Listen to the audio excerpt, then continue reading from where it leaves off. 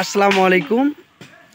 আমরা গাইবান্ধা আড্ডা পেজের সদস্যরা সবসময় সুন্দরতম জায়গায় এবং সুন্দরতম মনোরম পরিবেশে আমাদের আমাদের ভিডিওর গল্প এবং আনন্দে মেতে থাকার জন্য আমরা টঙ্গের ব্যবস্থা করেছি।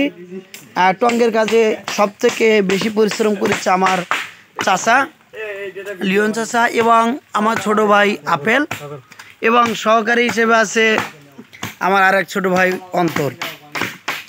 আর সব মিলিয়ে আমরা যুব সমাজের মানুষ অনেকে অনেক সময় ধূমপান এবং নেশাগ্রস্তর কাজে ব্যস্ত থাকে, কিন্তু আমাদের গাইবান্ধা আড্ডার পেজের সদস্যরা এরা সব সময় ভালো কাজ নিয়ে এই মন্তব্য করে চলাফেরা করে। আমরা চেষ্টা করব, আমাদের টঙ্কি বসবে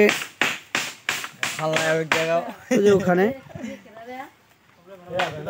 এবং বিটল ভাই উনি আছেন, উনি বৃষ্টির কারণে এখানে উঠছে। বিটল ভাই কিছু বলেন।